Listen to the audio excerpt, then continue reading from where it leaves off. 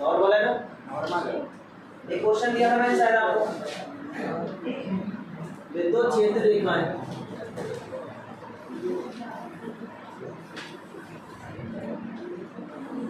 ये हमारा चल रहा था टॉपिक है ना, इसमें शायद 3 या 4 प्रॉपर्टी हुई हमारी। कौन कौन सी हो गई?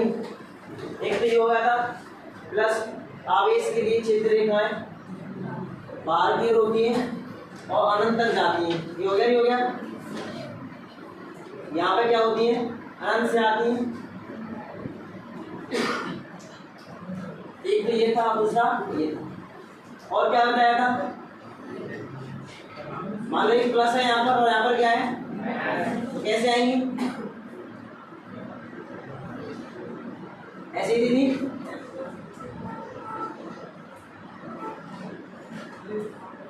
और इसके आधार पर बताया था हमने कि जो विद्युत क्षेत्र रेखाएं होती हैं वो कैसी होती है, तुम्हारा खुला वक्र बनाती है। कैसा बनाती है? खुला वक्र बनाती है। ये 3 हुए, 3 पॉइंट हुए, 4 हो गए। 14 कौन सा कराया?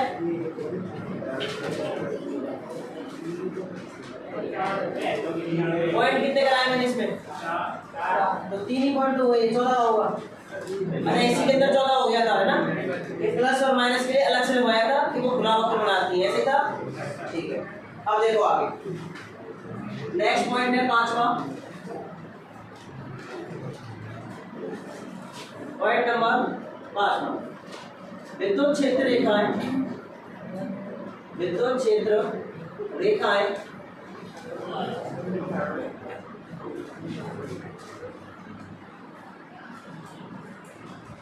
कभी भी परस्पर प्रतिच्छेद नहीं करती।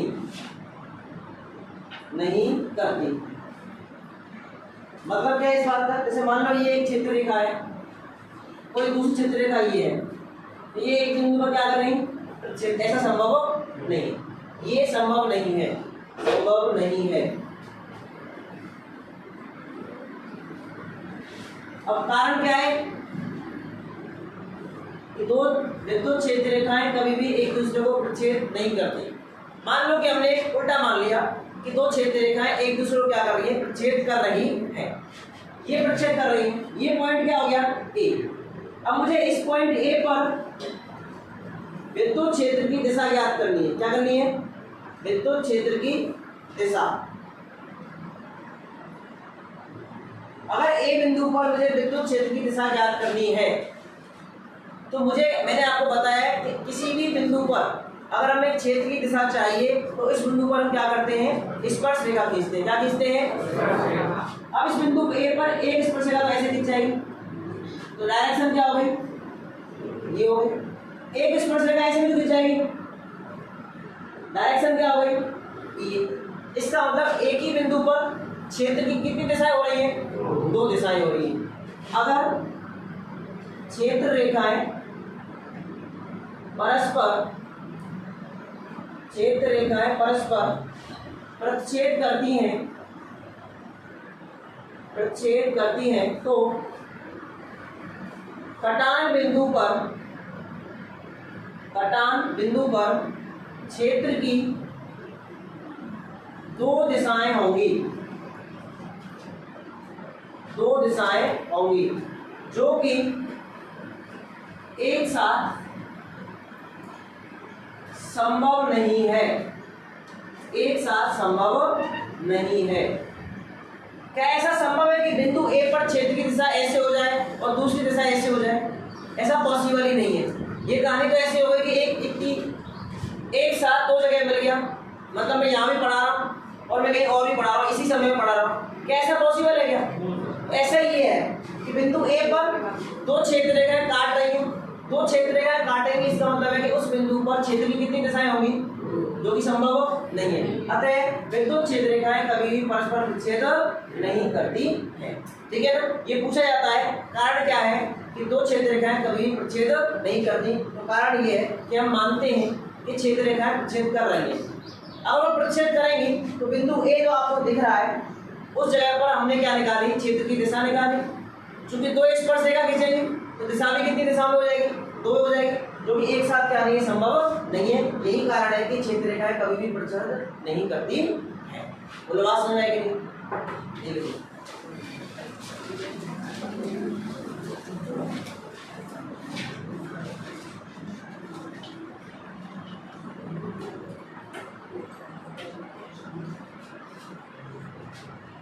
बढ़िया, पढ़ाई समझ में आ रही, कोई दिक्कत नहीं है, बढ़िया लग रही है।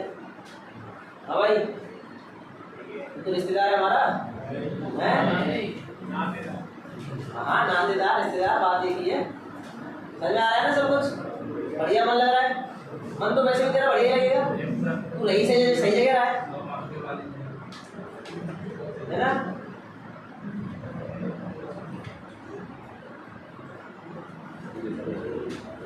तो पूरा ध्यान पढ़ाई में लगा ना, इधर उधर मत लगाना है ना। हाँ एक मन में भटका हुआ है, चाची से पूछना है ऐसे है? कोई बात नहीं,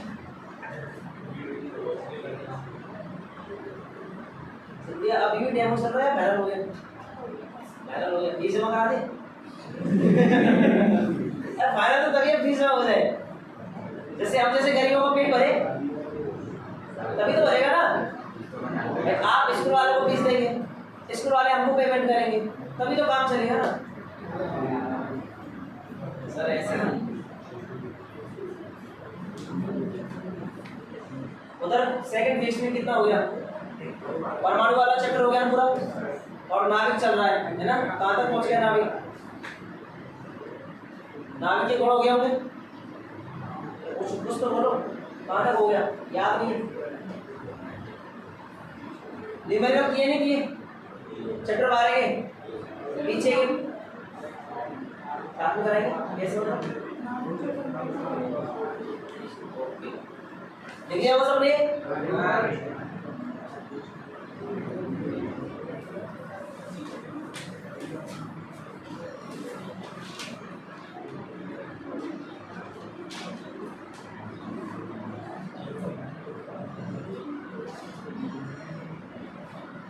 शुरू में क्यों नहीं आया था? हाँ मन फिर हुआ था, मुझे बता रहा था ये 8 से लेके कह रहा है? ऐसे रास्ता नहीं, मतलब से 20 से 20 है ना?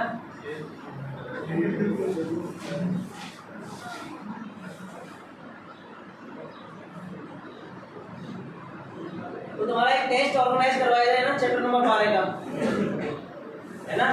चलो मैं बोलता हूँ, नीचे जाएगा ये चैप्टर 12 एक टेस्ट किया जाए इनका। आज बार क्या है? सोमवार। बुधवार को टेस्ट होगा तुम्हारा 12 चैप्टर का, मैं फाइनल होगा, ठीक है ना?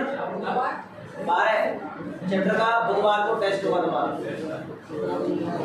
कौन बनाएगा टेस्ट? कोई भी बनाए तो टेस्ट देना है बस, ठीक है? चाहे मैं बनाऊँ चाहे जैसा बनाए।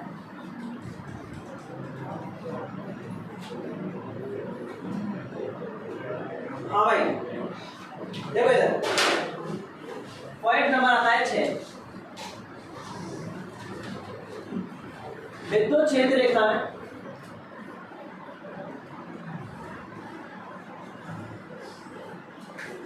आवेश मुक्त क्षेत्र में,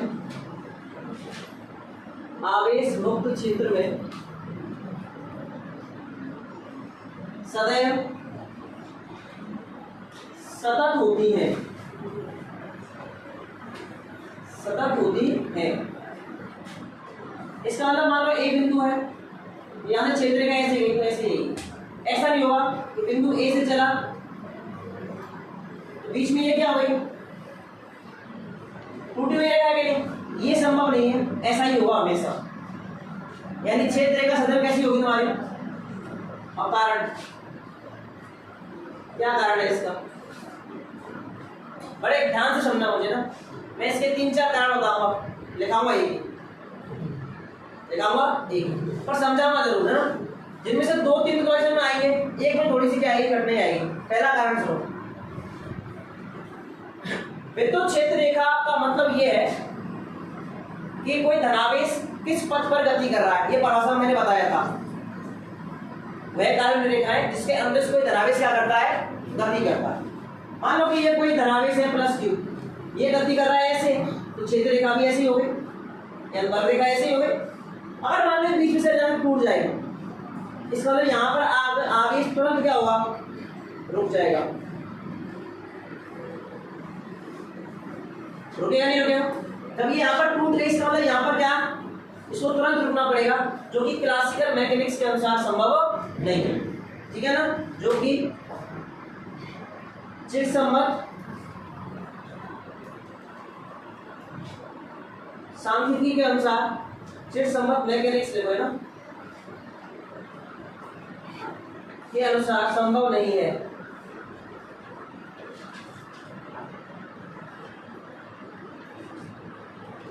एक कारण हो रहा है फ्लक्स संरक्षण, अभी पढ़ेंगे आप फ्लक्स संरक्षण।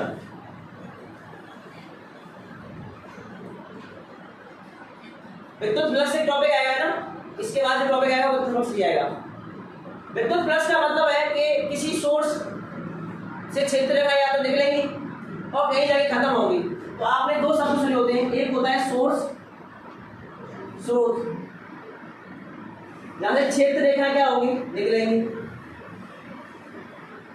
एक होता है सिंक, क्या होता है सिंक का मतलब सिंक मतलब जहां क्षेत्र रेखा क्या होगी, समाप्त होगी, क्षेत्र रेखाएं समाप्त होंगी। मान लो कोई प्लस आवेश है, यहां से क्षेत्र रेखा गई, बीच में अगर टूट गई तो क्या फ्लक्स का संरक्षण होगा, रह गया। ये बड़ी रेखा कहां से आई, इसका मतलब अगर ये सतत नहीं होगा तो फ्लक्स संरक्षण नहीं होगा। इसलिए ये सदैव कैसी होती है, कंटिन्यूअस होती है। कैसी होती है, कंटिन्यूअस होती है। पहला कारण तो ये है, जो प्लस क्यू आवेश है वो क्षेत्र रेखा के अंदर से क्या करता है, गति करता। जब क्षेत्र रेखा के अंदर से गति करेगा और मान लो अचानक से बीच में क्षेत्र रेखा टूट जाए, तो इस आवेश को तुरंत क्या होना पड़ेगा, रुक जाएगा, यानी सडनली इसका वेलोसिटी कितना हो जाएगा, 0। पर ऐसा क्लासिकल मैकेनिक्स के अनुसार क्या नहीं, संभव नहीं है। अच्छा, अगर ये क्षेत्र रेखा यहाँ पर टूट गई तो इसका मतलब विद्युत क्षेत्र भी कितना हो गया, यहाँ पर 0 हो गया। भाई जहाँ क्षेत्र रेखा है वही क्या होगा, तुम्हारा विद्युत क्षेत्र होगा। अगर इस क्षेत्र में कोई विद्युत क्षेत्र रेखा ही नहीं है तो इसका मतलब यहाँ पर विद्युत क्षेत्र का मान कितना होगा, 0 होगा। क्या होगा, 0 होगा। जबकि हमने पढ़ा है E बराबर कितना होता था, AQ अपॉन कितना होता है, यानी R दूरी के प्रत्येक मान पर क्षेत्र होगा कहीं ना कहीं, और कहां तक होगा, अनंत तक होगा। कहां तक होगा, तो फिर बीच में किसी परिमित दूरी पर जाके क्षेत्र 0 कैसे हो सकता है, जबकि कोई और आवेश उपस्थित नहीं है यहाँ पर। बात समझ रहे हो, मैं कह रहा हूँ ये प्लस क्यू आवेश है, इसके क्षेत्र आपने ऐसे ही पढ़ा है।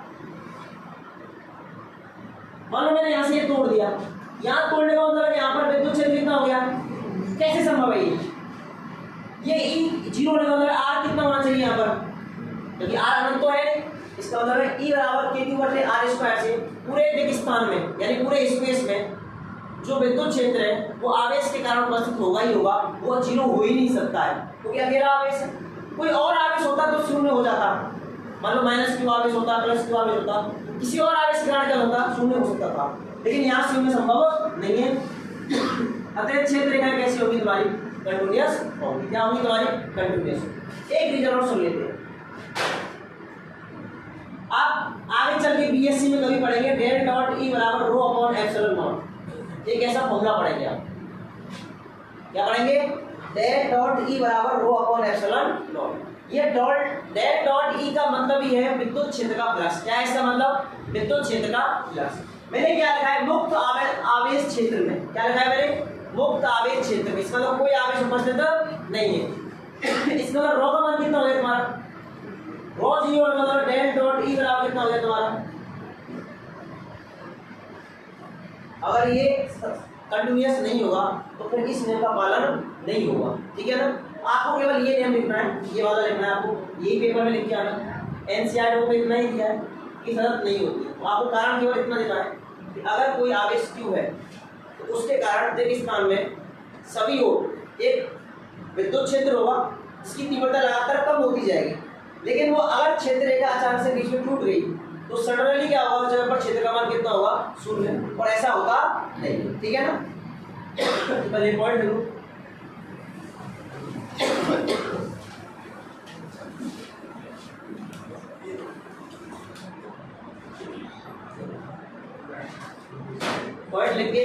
लाइन लिखेंगे यहाँ से यहाँ तक, फिर ये बात लिखेंगे, इसको मैं लिखा दूंगा।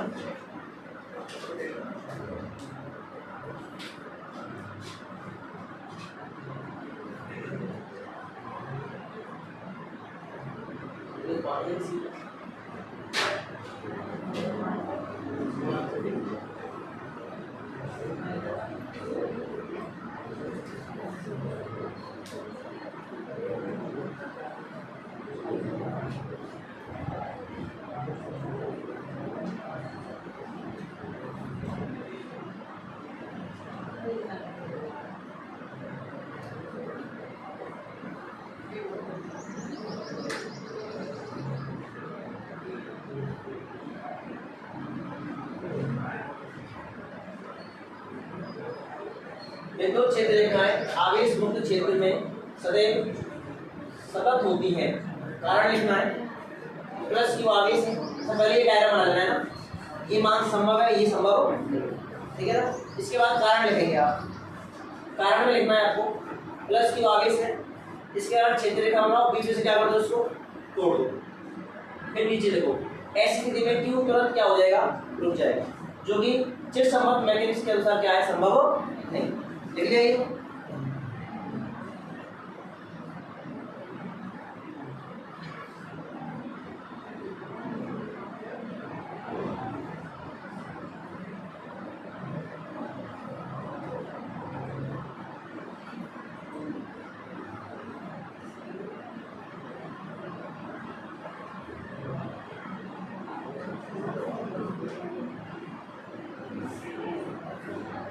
लिख लिया। अब देखो हम जानते हैं, पिछले को आप जानते हैं E बराबर के क्यू अपॉन आर स्क्वायर, हम जानते हैं E बराबर के क्यू अपॉन आर स्क्वायर। और ये डायग्राम बनाओ,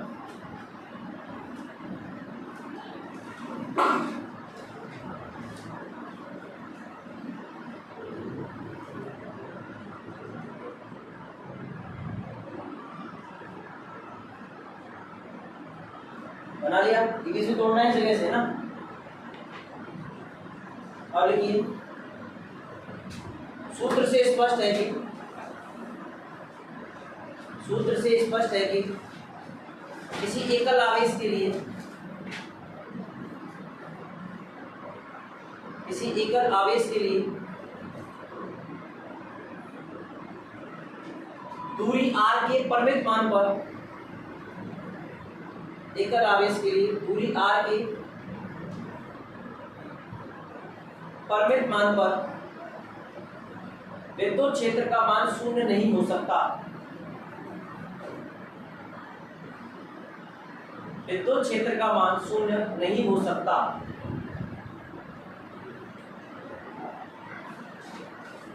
अतः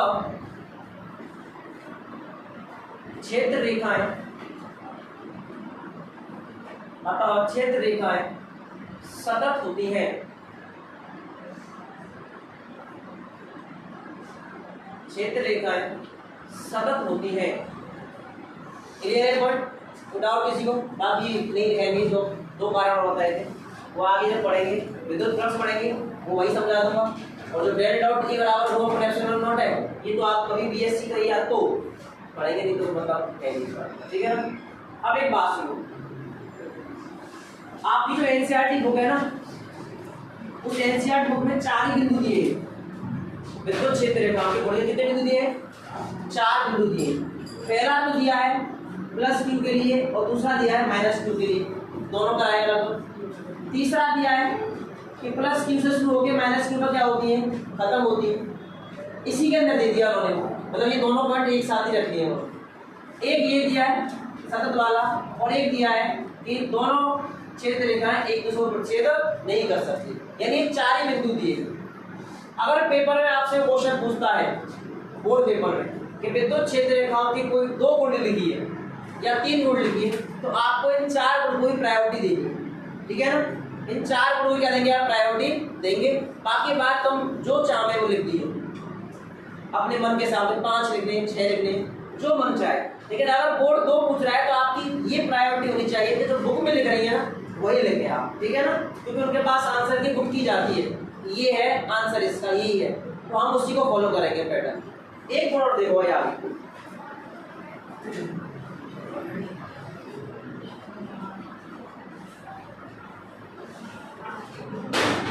पॉइंट नंबर 7 मान लो इस प्रकार से क्षेत्र है तुम्हारा कोई, ठीक है ना, ये विद्युत क्षेत्र है।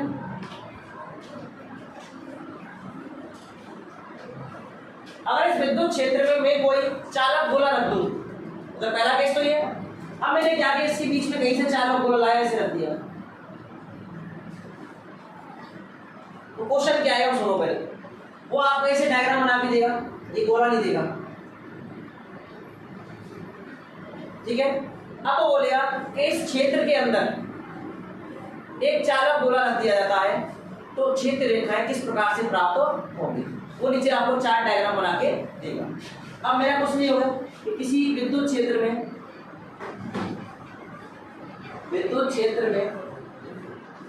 चालक गोला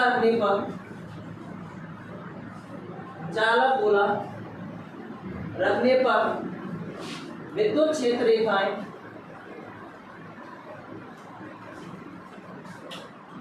होंगी,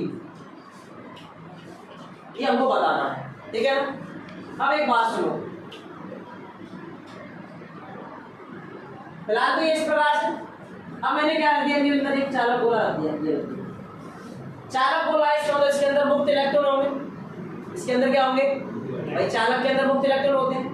आपने पढ़ लिया F बराबर कितना होता है बताओ, QE, क्योंकि ये आवेश कौन सा इलेक्ट्रॉन है, तो F बराबर कितना आ गया -EE, यही आएगा नहीं आएगा, यानी विद्युत क्षेत्र की दिशा और बल की दिशा एक दूसरे कैसी होगी, विपरीत होगी। ये बात मैं पहले भी लिखा चुका हूँ कि ऋणावेश के लिए विद्युत क्षेत्र हमेशा बल के कैसा होगा, अपोजिट।